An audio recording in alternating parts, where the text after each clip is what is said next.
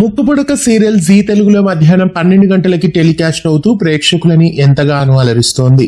ముక్కుపుడక సీరియల్లో రాఖీ గౌడ, ఐశ్వర్య పిసే హీరోయిన్లుగా నటిస్తున్నారు.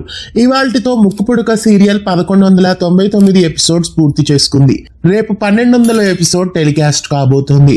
లేటెస్ట్ ప్రోమో ప్రకారం చూస్తే ముక్కుపుడక సీరియల్లో శ్రీకర్ చనిపోయాడు అని హాస్పిటల్లో డాక్టర్ చెప్తాడు. దాంతో అవనీని అందరూ దూషిస్తారు.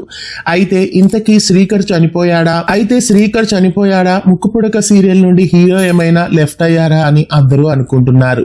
అయితే ఖచ్చితంగా ఇది డ్రీమే అయి ఉంటుంది. ముక్కుపుడక సీరియల్లో హీరోగా నటిస్తున్న శ్రీకర్ సీరియల్ నుండి అయితే తప్పుకొని ఉండరు. గతంలో అవనీకి కార్ యాక్సిడెంట్ అయినట్లు కూడా చూపించారు. అయితే అదంతా నిజం కాదు. మళ్ళీ ఇప్పుడు కూడా కథలో ఇలాగే జరగబోతోంది. ఇది కూడా ఖచ్చితంగా డ్రీమే అయి ఉంటుంది. శ్రీకర్ ఖచ్చితంగా చనిపోయి ఉండడు. రాబోయే ఎపిసోడ్స్ లో ఏం జరగబోతోంది? ఇంట్రెస్టింగ్ గా సాగిపోతున్న ముక్కుపుడక సీరియల్ 1200 ఎపిసోడ్స్ ని పూర్తి చేసుకుంది.